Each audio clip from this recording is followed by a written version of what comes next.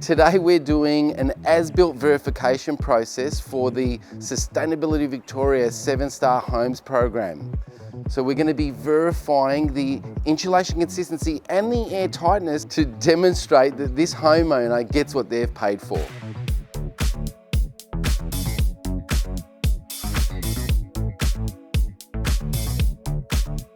Kyle, this is your home. You've paid some careful attention to try and make sure things are right for this as-built verification that we're about to do.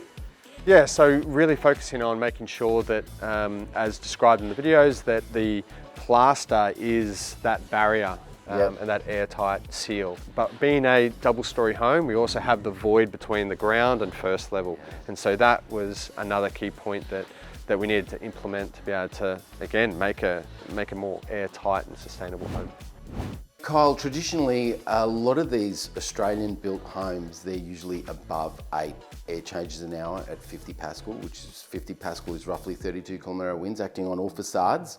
You've achieved 5 air changes an hour at 50 Pascal. Tell me some of the things that you did to try and make this a more consistent building envelope for air tightness and insulation consistency. Yeah, that's right. So we really focused on the key points illustrated in the sustainable videos that you produced, namely keeping to the idea that the plaster is essentially that barrier. And so that included caulking of the stud frames, top and bottom plates, including the caulking of plaster at the bottom and the top as well. And then any outlets or inlets coming in being foamed and making sure that that's nice and tight as well. Behind joinery. Behind joinery, yeah. Being a double-storey home, we have that void, so we added additional insulation of the envelope of the building to ensure that it had that there as well. Being the building that it is, having a ducted system, we have a return, and so that is a big focus within those videos. And so we core fluid, which is a plastic product, the internal of the return all the way up to the roof. So now we found a few problems when we were doing this testing, and that's led us to some other issues as well. Let's go and have a look at these issues because they actually impact health. This is a critical path to get back to your ducted refrigerative heating and cooling system. It looks like you've done a meticulous job taping up all of the joins into some core fluid, but potentially, because this is under quite a lot of negative pressure, the top of it probably hasn't been mechanically fixed very well. Some of the issues that we had with trying to make sure that this was sealed correctly was quite difficult. You're working in a tight space, even without plaster on. So to be able to seal it in a way that is sealed from the inside, from the out, with mechanical fixing was quite difficult. You have a small space. Once you start adding in that core fluid, you can't work from the outside, you have to be on the inside.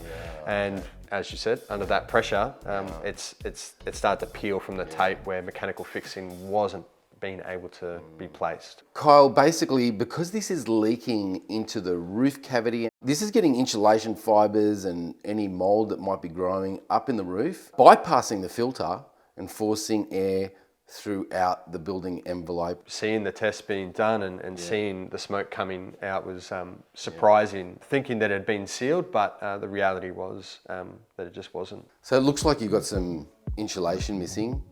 Have you had some people up in your roof, some trades, after all the insulation was complete? Yeah, so when we first moved in, which was February this year, 23, we noticed that our house wasn't cooling and they found there was a blowout. And so in the process of making sure that everything was taped up. A duct outlet came off. That's right, yeah. And so in that process, they've checked every single outlet, and in doing that, we've noticed that they've moved the insulation. They haven't put it back. And as you can appreciate, it is quite difficult to get in there as it's on the junction between the envelope and the roof median, so it's quite a tight space. So Kyle, the insulation looks pretty good, but obviously there are a couple of key areas. Yeah, that's right. Just around any of the outlets, we've found that as they've tried to find the issue, that they've pulled that insulation up and away. In some spots, it's quite bad. The other issue is connectivity of all these ducts to your air conditioner. Yeah, so there was large gaps where it actually joins into the AC unit itself, somewhere up to 5 to 10 mil. Wow, for about a metre. We wouldn't have been able to know that, well, unless you hadn't done that test. The other thing that I noticed, which I'm very excited about, you've put some rigid XPS foam onto your manhole lid, and you've actually taped up the side with a nice air barrier tape as well. That's right, yeah. Every home I've ever been in, either it's not done or they've just put a loose piece of insulation over the top. This has proven to be the best, and then additionally adding a plastic seal on the rim. Fantastic. This is featured in the Sustainability Victoria YouTube videos. That's right, yeah.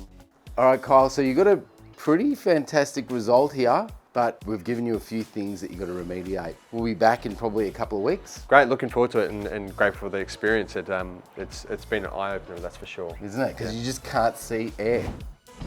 So Kyle, last time we were here, we were in about 5 air changes an hour, or above 5 air changes an hour.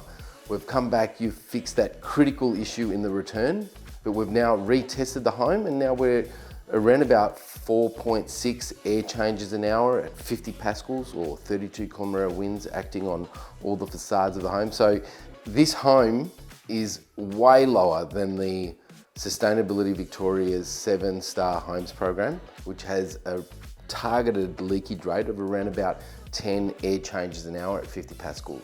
So let's have a look at what you've actually done to this ducted heating and return, because this is a pet hate of mine, and we want to make sure that we try and eradicate this from the industry. So instead of using the whole space of the return from the floor all the way up to the level 1 or into the roof, I've just created an airtight box down directly with the return, and then additionally made an airtight box where the 2 ductworks in the roof then receive it back into the unit. And so I've done that by running a 6 metre long ducted 400mm insulated ductwork, and then sealed it into each box from the top and the bottom.